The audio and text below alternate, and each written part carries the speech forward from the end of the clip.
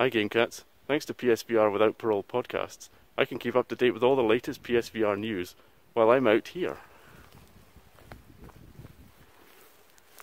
With this thing. Welcome to Viewer Takeover.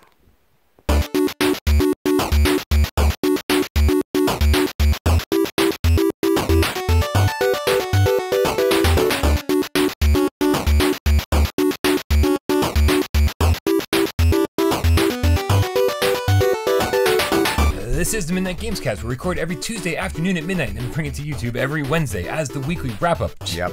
Christ, that was so long ago. So many. That was Valentine's Day. Valentine's Day. Yeah. Sprinfector Day. It was drunken bar fight day. Yeah. Drunk, fucking knockout league day. A lot of days. I wonder if CubeWorks is any good. We're gonna find. It got overlooked. We'll know by now. Yeah. Yeah. We're watching this in the past, in the future.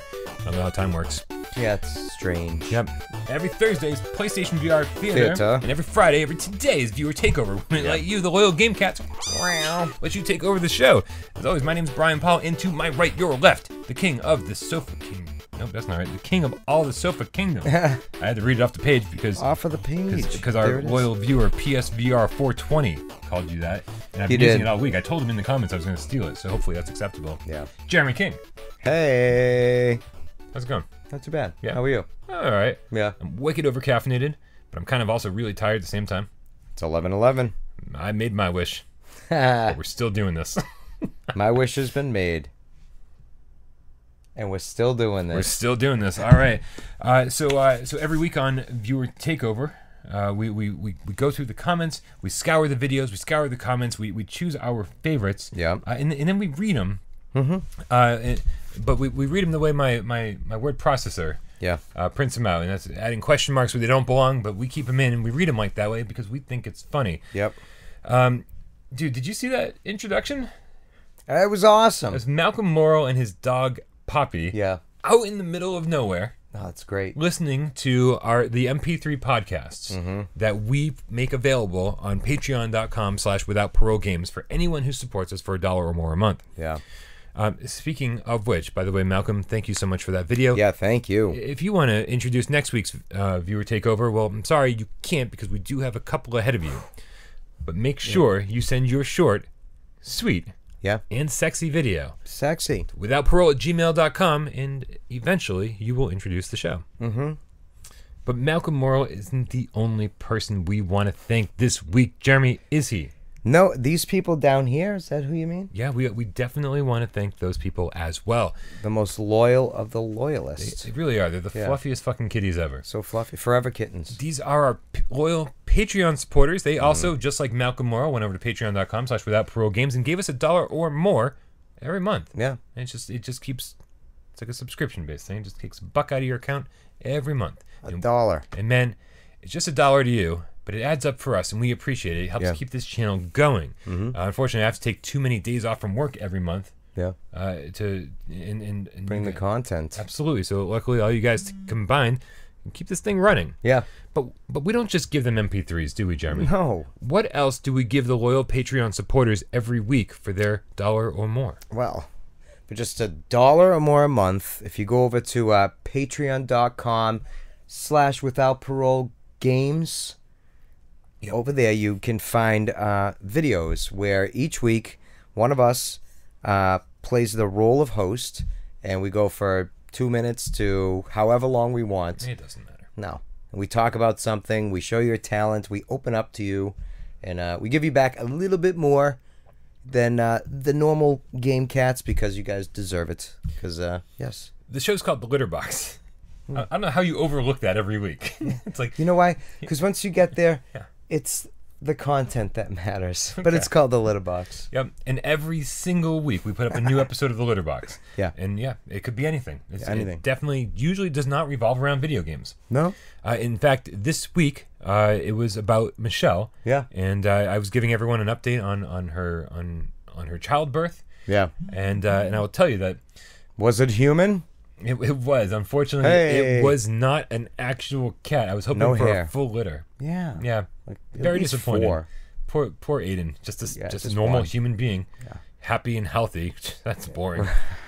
But we're extremely, obviously, very excited for Michelle and Aiden and Jay. Aiden Brooks McMaster, the newest game kitten. Yeah, the youngest. And I gotta say, usually babies pretty fucking ugly. This kid right away, kind of cute. And dreadlocks. And dreadlocks. Yeah, just glad there's no mohawk on that fucker. Listen, chest tattoo. So yeah, right. It's got the skull tattoo right here. It's like, oh man, it doesn't fall far from that tree, does it? So congratulations, Michelle, and also absolutely to the rest of you guys. Why the fuck aren't you supporting us on Patreon? You should do it. It's only $1. You know what you can buy for $1? Nothing. Nothing really. Nothing. And for your $1, you get so much from us. Yeah. But before we dive into the viewer takeover, we do want to thank another group of people. Oh yes. These are the group of people that Beauty in the Decay, aka now Matt the Game Cat. Yeah. He started a movement. He did. This is an official, legit kitty cat movement. It is. Big one. Yeah. And so what he did was he changed his name to Matt the Game Cat on YouTube or Google. So when you leave a comment, it says blah, blah, blah, the Game Cat. And so many people followed his lead. So many. Right? And every week, it's impossible to keep up with you all. I don't know who. I actually had to email a couple people that I was like, did I already give you a shout out? And they're like, yeah, last week, thanks. And I'm good. All right. So I just can't. There's so many of you. Yeah. And this week, let's give a shout out to the newest ones that we recognize. Luckily, there's only a couple. Thank goodness. But, you guys make sure you do it. So there's even more next week. Yeah. She Who Games with her cat. Yeah. She was just She Who Games before. Yeah. Yeah. Bloody Bobby Game Cat X. Nice. And Bob Zarkov, the Game Cat. I can only imagine his name is Bob Zarkov. Yeah. And then trying to read that all together. Bob Zarkov, the Game Cat. Yeah. Nanu. Exactly. Another Robin Williams reference. That's 2 in 2 days. See? Pretty good. Fantastic. Yeah. Yeah. And that's it. Thank goodness. Whew. Man, that's going to be way less editing than last week. Yeah. What a depressing movie where the dreams... What Dreams May Come. What Dreams May Come. Which is always, Cuba Gooding Jr. called Wet Dreams May Come. Wet Dreams. I never thought of that, Brian. Dude. How dare Since you? day one. I saw that in the theater. I did too. Theater. I did too. Yeah? Oh, man. Oh, For a on second, I VHS. was like, am I on acid?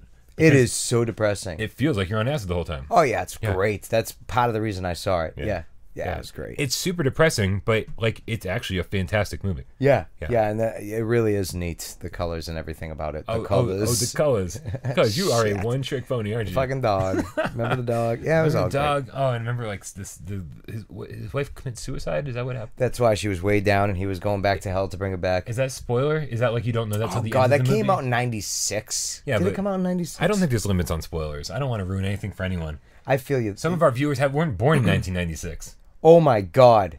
Speaking of I'm derailing this. Fantastic. This is everyone's favorite part. Let's go ahead. So a few weeks back, we were talking about Donnie Darko. Yeah. So I had rewatched Donnie Darko, and I'm like, yeah, this is just as great as a movie. I mean, I could see the holes in the floor. So long story short, I Googled the meaning behind it. Yeah. Have you? I mean, like I've done sprinklers of it, but here and there, little sprinkles. But there was this one that I read that was like the top search that this dude claimed. This is like where the director said he wrote the movie. Do you realize it's about like a tangent universe?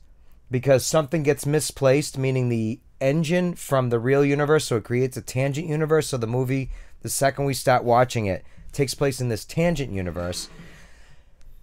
Frank is...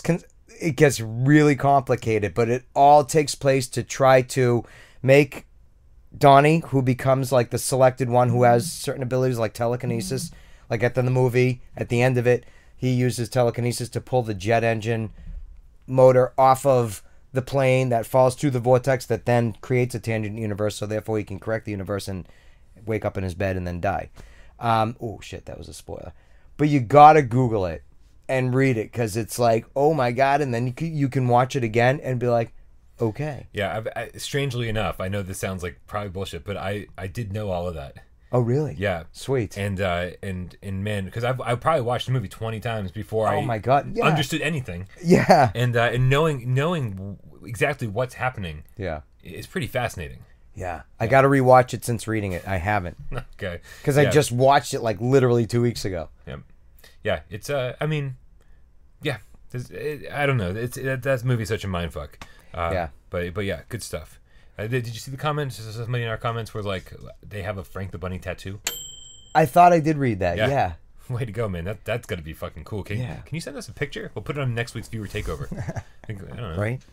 All right. So here we go. Let's get into some of these comments. Rifle through. Yep. So the very first comment, strangely enough, comes from Bob Zarkov, the Game Cat. Hey. Welcome to your takeover. He goes, why do I have the feeling that by the time Michelle comes back to the show, it's just going to be Jeremy and Brian in their underwear, Brian with his tie around his head, and Jeremy's glasses are broken like a scene out of Lord of the Flies. Hey, and the show will just be Brian and Jeremy saying boobies to each other. That might have happened, actually, except we still got our clothes on. I'd still be enjoying the show, though. We covered dinosaurs fucking. Yeah. What else did we cover? Oh, Jesus, I don't even know. A few other sexual things. Bob Zarkov, the Game Cat, I think you're not really far off. The fact that this show is still trucking along means this is the inevitable future. That's of the a good Gamescast. comment right there. It is. He puts a good visual out there. The Lord of the Flies reference is fantastic. It's great. Yeah. River Phoenix. Was that a River Phoenix? Oh, I've never seen a movie. Oh. I've read the book probably 30 times, though. I've read the book and I've seen the movie. The older movie, not the original one. There's an older one from the, was it 80s or early 90s? That was the one you know of if you think of Lord of the Flies. Yeah, I don't Piggy know. and the... You know, I feel like I started watching one, but it was too old for me to enjoy. Like that was probably the original. Yeah. I hate that because I feel like games, there's no video game on the face of the planet that's too old for me to enjoy. Yeah, it's always the original that's better. Although, you know what? I think pre-NES might be... That's a title that supposedly people would... Yeah. I think once you get into Atari and ColecoVision, all that stuff... Yeah. I wonder... It's like I can't enjoy those games. Unless it's the original. You could play an emulator, I think, of those, and it's not the same. No, it's like... But I'm saying, like, you know, just like there's a certain point where movies get too old for me to enjoy. There's a certain point where video games actually do, too. I didn't think that was true, but I think anything pre-NES, I'm like, I just don't really have an interest. I grew up with those games, and I loved them. And, like, Pitfall was great, and Space Invaders and all that shit. But now... Yeah, Asteroids. But now I'm like, I just don't want to. Yeah. My phone is going off like crazy. It won't stop vibrating. Yeah. These are all people messaging Patreon because they're watching the Michelle video right now. Nice. Right. So again, we're in the future. You're in the past. It's okay. Yeah. Baby's like days old. Next comment. You're up, Asia. All right. Why do you keep calling that young boy Asia? Trito the Game Cat. Right, Trito? Yeah, sure. That works for me. Viewer takeover. Wonder how a virtual boyfriend would work out. I would definitely not turn on football for him and bring him a beer. The gameplay would be totally upside down. Does he bring flowers? Listen to my stories? Do I do sit-ups all day long? Does he do sit-ups all day long? Do sit-ups all day long. Because we talked about like having a virtual girlfriend last week. Yeah. But we didn't really consider the flip side of this. Yeah. What the like girls or gay guys? Yeah. Right. I'm trying to put this all in perspective here. What would their virtual boyfriend fantasy game be? What the fuck would that entail? Because I think we're definitely looking for different things here. You know, I mean, yeah, more than likely, I guess. I don't know how deep I want to go into this. I mean, yeah, I mean that. They're human. There should. You know what I mean? Wow. That's not what I meant. I was trying to be like, they're human. They're like human. They have needs. That's what. Yeah, I mean, really, you know. Wow. So I mean, I mean, like, prepare, by the way, for the worst comments. I know, possible. and that's what I mean. It's like that's not getting edited. Everybody wants sex. You want an easy virtual significant other. Who wouldn't want that, anyways? If just like do this, okay. So it'd probably be exactly the same, whatever you want. Probably be essentially the same, and why wouldn't? Yeah. Why wouldn't you go into this game and your virtual boyfriend be bringing you flowers and being like, that's what you want? Yeah. Be like, oh man, like he really cares about me. Yeah. Yeah. His AI is fantastic. Right? Oh, he did get up and get the controller for me, and because I didn't want to get up. That'd be great. Absolutely. Right? All the same shit. Don't talk to me while I'm watching the show. You know? Yeah. Right? Service me. Why not? You know, but again, with anyway, I'm gonna stop. I think we should stop. Yeah. Yep. But I did want to examine just for a moment the flip side of that coin, because we did go off on quite a tangent last week to the point where it became the title of the viewer takeover. Apparently, yeah. Yeah. Next up is oh god, I got the difficult last name. Thank God. Jeremy Zywerski. There you go. Zywerski. Jeremy Zaworski, please comment. Tell me if I got that right. I'd say you're right. Jeremy commented on the Persistence breaking news video. Yep. One we just saw yesterday. Yep. He wrote, the likelihood of Abduction ever getting PSVR support anytime in the near future is slim to none, ... Hundreds of other games have been certified and released for PSVR since Abduction's original launch date. So I'm sorry, but I'm going to say that the likelihood of seeing it on the PSVR anytime in the near future is likely very, very slim.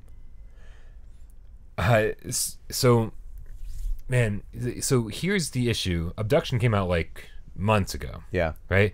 And unfortunately, a lot of people bought it thinking it was going to have VR support right on day one. Yeah. Even though I made a breaking news report. Yeah. Saying don't buy it. Yeah. Yet. Yeah. And because I warned everybody. Yep. But no one listens to Brian. Why doesn't anyone listen to Brian? Even I recall that. Right. So, but that's really irrelevant. Mm-hmm. The fact that Sony was advertising it's having VR support, and then here we are months and months and months later, and still no VR support. Yeah. It's kind of bullshit. Yeah. So, what Jeremy's referencing is Sony's certification process, where basically what happens is you submit your game to Sony. Yep. And they do all their testing, and then they send it back with a fucking checklist that's like 20 pages long, being like, you have to fix all of these things in your game before we can certify for this for release. Okay. Now, the issue is that part of that certification process is that every developer is under embargo. They're not allowed to talk about what they have to fix. They're not allowed to talk about the process. They're not allowed to talk about anything except that they are stuck in certification. That's all they're really allowed to say. Okay. Very strange. Yeah. Hey, so that's why like there's this like big fucking like it's just nonstop silence from the developers, and then anytime we press them, they go, yeah, it's still in cert, because they're just not allowed to talk about it. Yeah. Abduction runs like garbage on PS4, right? Even Abduction VR on PC runs like garbage, right? So obviously this was going to be a tough game to get into VR. Yep. And I did comment. I responded to Jeremy's comment online and I said, it's been in certification for so long that they've got to be getting close. You know, they keep resubmitting it. Eventually, it's going to be right? We have to be near the end of this. Yeah. Otherwise, they can't stop now. Otherwise, they're out a small fortune, I'm sure. Yeah. And on top of that, big waste of time. Big waste of time, big waste of resources, big waste of money. And on top of all of that, like, at this point, they've got to be closer than ever. It's like the finish line is so close. It's so close. So yeah. Why stop now? My response was, I bet we're actually going to see it sooner rather than later. I bet if it takes even 2 or 3 more months, I'd be surprised. Yeah. It's going to show up on the store unexpectedly one day. Yeah. We're all going to be real happy, and then we're going to forget that it took 17 months to come out. Yeah. So that's it. I wanted to respond to that. There's neither one of us, you or I, don't have any hard facts to back any of this up. It's all just projection, hearsay, projection, guessing, perception. Yeah, I don't know. Words and I don't get along very often. No. I hear you, dude. I am so sorry. I didn't realize how I was gonna chop this comment down a little bit. Fucking. But good luck. You know, You're Game of Thrones Book 1. Pizza Iolopol. What in the hell is that? Pizza. Iolopol. It's like Pizzopoly. Pizzioli. PSVR this week. Great show. I love that show. Right? Is there a bright future for PSVR? Yes. It is bright for current gen. No. Is it bright for current gen? Is it? Only one game stunned me in every possible way. I mean, graphic, gameplay, story, voice acting. It was Resident Evil 7. And there is no other game on PSVR that you could compare with Resident Evil. Don't get me wrong, some of them are very good. Like Here They Lie, Dirt, Drive Club, Robinson the Journey, Batman, Skyrim, Farpoint, and a couple others that you could call full-fledged games. Rest of it's just some kind of tech demo VR experience. Why do I think that PSVR current gen is dead? Mostly because PS4 is just technologically obsolete. Technologically obsolete.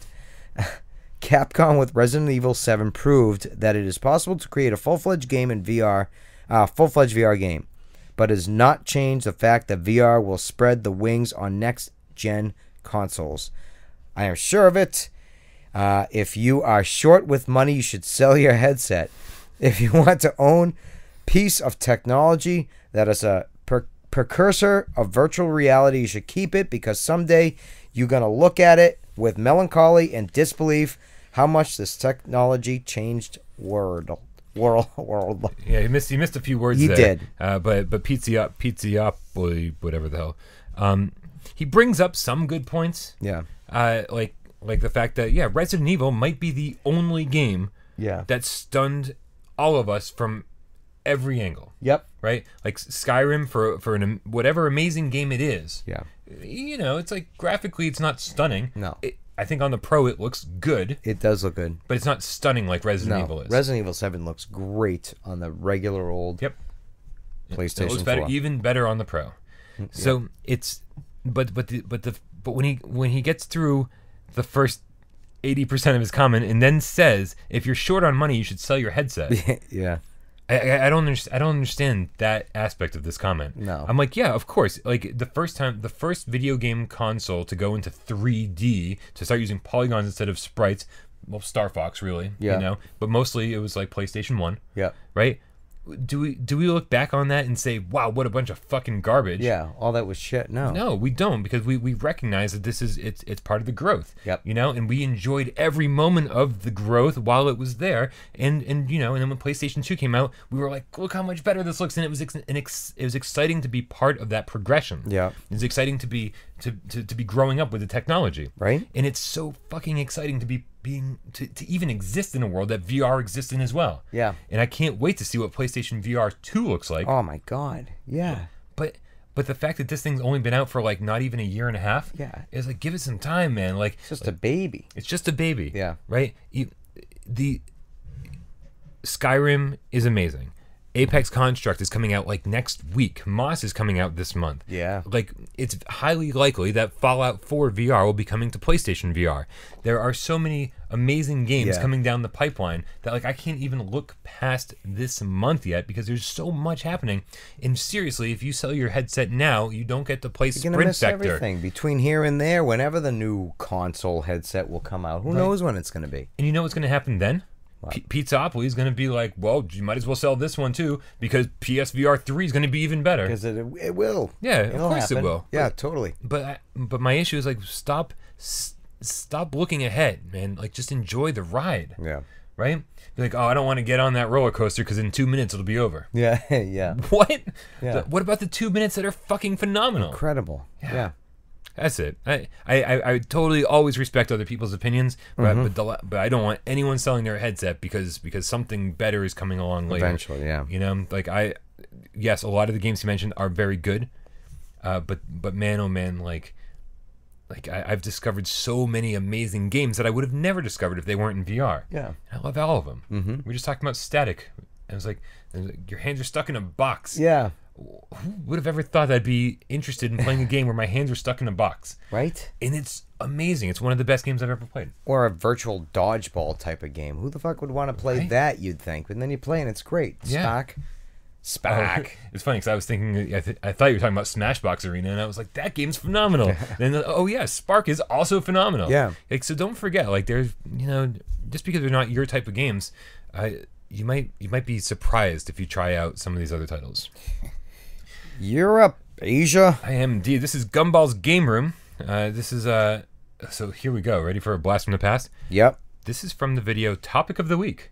Oh shit. The Midnight Gamescast, episode 28.3. That was, how long ago was that? Michelle or pre-Michelle? No, so somebody commented saying that Michelle's first episode was like episode 16. Can you believe it was that early? Oh, wow. Brett was only on like 15 episodes. It seemed like a lot more than that, actually. He might have stuck around for a couple more, like 15, 16, 17, 18. But like Michelle's first one was 16. Wow. I thought it was later. It's pretty much the beginning. Pretty much the beginning. Yeah. I mean, the beginning of it getting good for sure. Yeah, totally. Yeah. So yeah, this is way back in episode 28.3. Topic of the week was, which I didn't write down, which kind of ruins everything. The topic of the week was, would you rather? And we got a lot of would you rather questions. Would you rather do this awful thing or this awful thing? Okay. And we made a whole episode about it. All right. And so Gumball's Game Room wrote, #viewer takeover. It's a thing. Cool idea for the show. Why is this no longer a thing? I would like to see the Gamecast come up with would you rather questions for the Gamescast. Here's mine. Would you rather give up VR altogether and kill a cute little healthy puppy, or give up all food except for veggies forever and get fondled by the creepiest priest? Oh, shit. I mean, I'd go for the veggies and get fondled. Oh, yeah, I'm not killing a puppy. Yeah, no way. And I'm definitely not giving up VR. Getting fondled by a creepy priest, I'm not like 5. I can probably handle it. Right at this point, Yeah. I don't mind it. I'll just close my eyes. And actually, I kind of like veggies. It's like... so taboo. Well, I mean, I think Gumball's game room is very familiar with my pizza addiction. Yeah. So maybe that he thought it was a bigger deal than it is. Maybe. But yeah, bring on the priest and the veggies, man, because I ain't killing no puppies or giving up VR. No. But I do like where he's coming from. We should I start. forgot all about that. We should start every episode of Viewer Takeover with a "Would you rather" question. Yeah. So start from now on, guys. Hashtag Viewer Takeover. Yep. Would you rather questions? And we'll start every Viewer Takeover with one. Yeah. And it would be good to. Too bad there wouldn't be a way to not read them until now. So oh my god, so you don't get to pre-think it. Yeah. You know. I mean, I got that. I mean, you don't have to read a thing. Yeah, I don't. Yeah. We'll put you on the spot every week. Yeah, I'm totally down. All right. Yep. You heard it here. I swear, if I see a hashtag, what is it? Would you rather? I will not read past it. I swear. I never was a scout, but I'll do Scout's honor. So hashtag Would You Rather, hashtag Viewer Takeover. There's a lot of hashtags going on here. So many of them. All right. Hashtag Brian Cries. All right. You're up, Asia. Oh, wait. What? Oh, good. You have the correct last one. Tatastic Gamer VR. Fantastic. Let's talk about VR experiences. This week's episode of Why We Love PlayStation VR. Hashtag Viewer Takeover. Well, fantastic. It's a thing. It is a thing. Great to see someone covering experiences. They are an integral part of VR if priced correctly. What experiences would you like to see become full games? I personally would love The Last Guardian conspiracy to be true, or a full Stranger Things VR game. I mean, not many experiences so far would I want to be full games, except The Last Guardian. I thought that was pretty sweet. I would want that for sure. Yeah. But I would want that only if they give us the option for full locomotion. Yeah. Yeah. I don't want to be teleporting from spot to spot. Predestined spots. It really takes away the mystery of the game. It's this path. You know? I just want to play The Last Guardian as it was created for PlayStation 4. Yep. In first person in VR. Totally. That's how I want that. That's easy. Come on. How hard can it be? In Trico. We made fun of you on this week's episode. Oh, really? Yeah, because I call him Trico, and I was like, but it's Trico if you're Jeremy King. But that felt really... not real, but definitely you felt a sense of movement when you were on it and height. It was great. Oh, and when you we'd come up to the screen and almost nuzzle you. It was a great experience. As close to me in VR as anything's ever been. Yeah. Into VR, and it doesn't clip through the camera or anything like that. It's very impressive. Very impressive, technically or technologically speaking. Mm-hmm. I would love to see what they could do with that. Mine it might be a surprise, because Ghostbusters now hiring. Not Ghostbusters Showdown, but Ghostbusters Now Hiring was pretty cool. Again, it's got teleportation, quick turning, and all this crap. But it lets you explore the firehouse, and it lets you kind of put together a proton pack and shoot down a ghost and throw out a trap and bring it down, and all the things you want to do if you're a Ghostbuster. Especially if you're a kid. Oh, I wanted a proton pack so bad. So bad. Oh, and a ghost trap. Yeah, and so it kind of touched on how cool a Ghostbusters game could be in VR, and really all you need to do is take the game that came out on PlayStation 3 and 360. It was just called Ghostbusters the video game. Excuse me, and I think I recall that one. And it was actually written, I think, by Harold Ramis. And it wasn't too bad, right? It was actually pretty good. Yeah, and I remember you could scorch the fucking walls and shit with the proton packs. Yeah, and it was written by I think Harold Ramis, and it actually I think the voice actors were the real actors.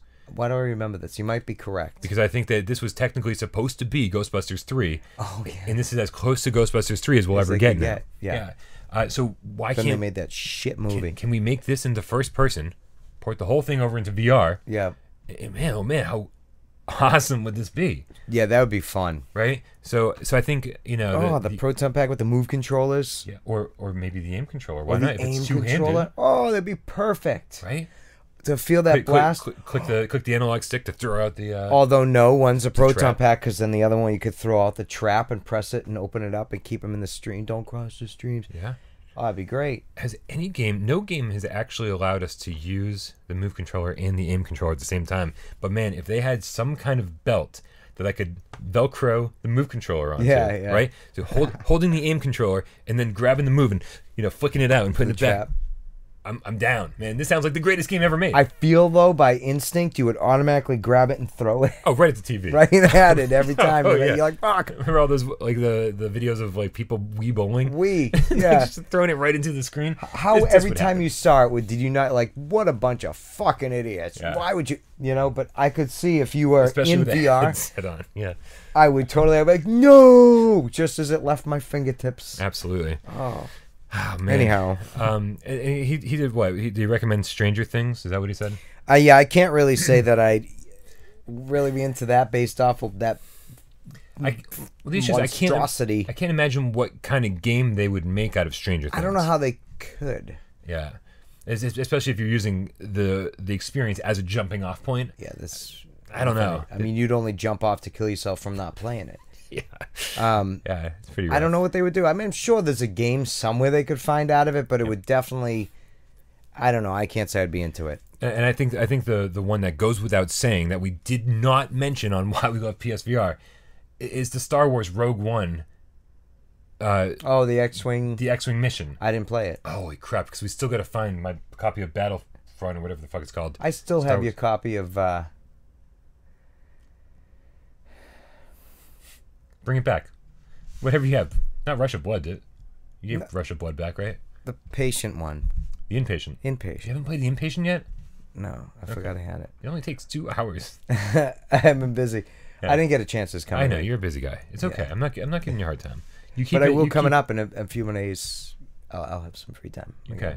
Yeah, and you're gonna really wish that you didn't spend your free time playing that game. Oh. Yeah. It's just so slow. It's kind of boring. It's unfortunate. Oh my God. Yeah. Yeah. So the Star Wars Rogue One mission, the X-Wing, man, oh man, I wish I could find that game for you. Somebody has it. If I don't have it, somebody has it. Maybe Michelle has it, or somebody has it, which means I'll never get it back. And it's like the whole thing is like 15 minutes long. Yeah. And like you're in the X-Wing, and like all of the buttons on the dashboard on the panel do things. So you reach out and you're hitting buttons. R2's behind you, right? Yeah. And it's just fantastic. And the fact that you haven't made a full game out of this yet is like mind-boggling. And this flight and all that stuff. Oh yeah, absolutely. Combat, flight, and it all just feels really good. I haven't played it since it came out, but some of the game cats they've mentioned recently that it's kind of blurry. Like it didn't get the pro patch. It didn't really. I see. Yeah. Resolution issues with some of the older games, Yeah. Yeah. Like always. Yeah, totally. Yeah. But man, if they made a full-fledged Star Wars VR game, I'd be all about it. And I'm not the biggest Star Wars fan, but man, being in the X-Wing just feels amazing. Oh, if they could bring like a Jedi Outcast or Jedi Academy. Yeah, those were good games. Those were great games. Yeah. Hey, you know what? I would fucking take Dark Forces. Yeah. PlayStation 1. Good old corridor. Yeah. It's a Doom ripoff. Yeah, totally. I would take that in VR. Wow. Yeah, good stuff. Yeah, that'd be fun. All right, I think that pretty much does it. Holy crap, dude, we've been filming for so long. We have. Man, Michelle, you got to come back to reel us the fuck in sometime.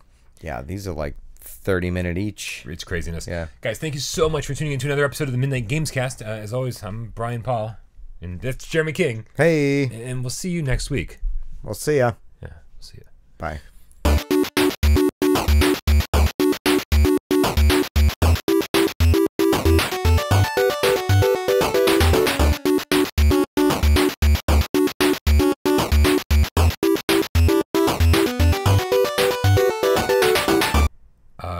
There's a documentary on Netflix right now, and it's called Patient 17. My cousin and I literally were just on the phone driving here.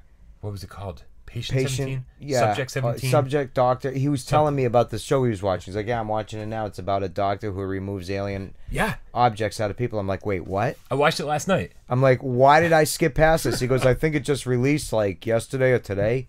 Was it just recently? I mean, I just noticed it yesterday, and I watched it yesterday. Is it a whole series? Or No, it's a documentary. It's one movie. Just one. Yeah, and so the crazy part about it Yeah. is that it's not just like these fucking crazy people that are like, you know, cutting people open and taking things out. Yeah. These scientists seem legit. Like they really seem to believe, you know, that they're operating on abductees, and that I totally believe it's real. I totally believe it's real too. Yeah. But watching the documentary and watching them take it so seriously, and you know, as a believer myself, bear with me. Yeah. There's not a single person in the entire documentary going, these people are fucking batshit crazy. and not having that opposite perspective is what makes the entire documentary feel really strange. Really too lean towards the favor of one. Like there's no question in anyone's mind that's involved in this that this is absolutely what's going on. Well, that's what they felt about Making of a Murderer, that it was leaned too much in the favor of, what's his face? I can't remember. It's been too long. Yeah, I can't either. But similar, I guess, to that you feel like it's just not giving you the opposite side of things to kind of lean. I watched Making of a Murderer. But I still believe it. So even if there were people opposing, I'd be like, hey, come on, open your mind. I watched Making of a Murderer, and I tend to go into things pretty... I'm sort of skeptical when I first watch these things. Mm-hmm. And in Making of a Murderer, like... Is it Making of a Murderer or Making a Murderer? Making of a Murderer. I forget. Yeah, I don't know. It's Mandela effect. God, and my friend actually has a T-shirt that says this person is innocent or guilty, and a big question mark underneath. And now I can't remember his name. I know. I don't know why. Nick Avery. Wow. Something. Not Nick Avery. Something Avery. Are you sure it's not Nick Avery? Yeah.